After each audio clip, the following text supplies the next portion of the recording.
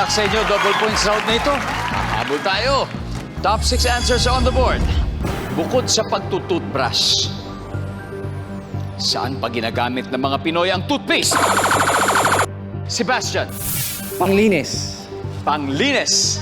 Be specific na. Ng alahas. Panglinis ng alahas. Pwede.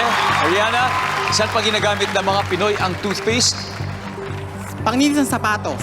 Panglinis ng sapatos. Pwede yan. Survey. Meron din, pero mas mataas. Sebastian, taas yung play. Play. Let's go play round 3. Ito na siguro yun. DJ, saan pa ginagamit ng mga Pinoy ang toothpaste bukod sa pag-toothbrush? Sa paso. Sa paso. Yeah. Nasubukan mo na ba yun? Yes. Di ba? Kasi may comfort siya eh. Yun ang sinasabi sa atin Opo. nun. Pero hindi ko alam kung tamang gawain yun. Medically, tubig lang, di ba? O pag napaso. Pero may tama. comfort May po comfort siya, kasi, kasi di ba? May malamig. comfort. Correct. Nandyan ba sa paso? Top answer? Again, guys, survey ito. Hindi ibig sabihin, susundin natin ito sa bahay. Bench, bukod sa pagtututbrush, saan pa ginagamit ng Pinoy ang toothpaste? Panglinis ng lababo. Panlinis ng lababo, nandyan ba yan? Medyo mabango-bango yung lababo nun pagkatapos. Pag-routine, Mark, saan pa ginagamit ang Pinoy ang toothpaste bukod sa toothbrush? Siguro panlagay sa mancha sa damit, pang-alis ng mancha. Pang-alis ng mancha. Tignan nga natin.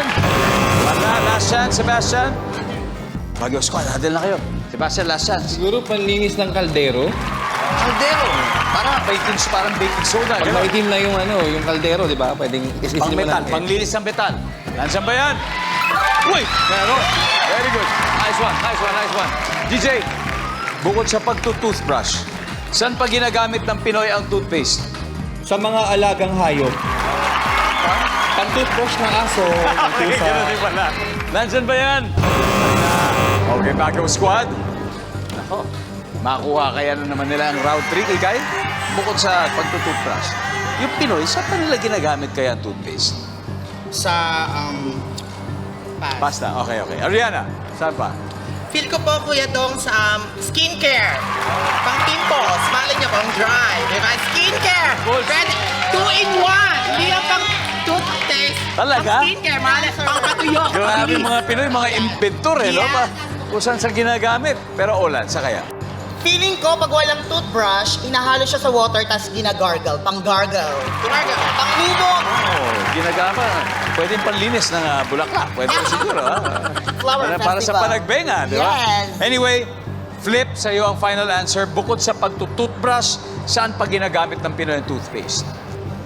Pang-gargle. Pang-gargle. Pang-gargle. Pangbubog. Guys, nandyan ba ang pag-gargle? Wala! Wala!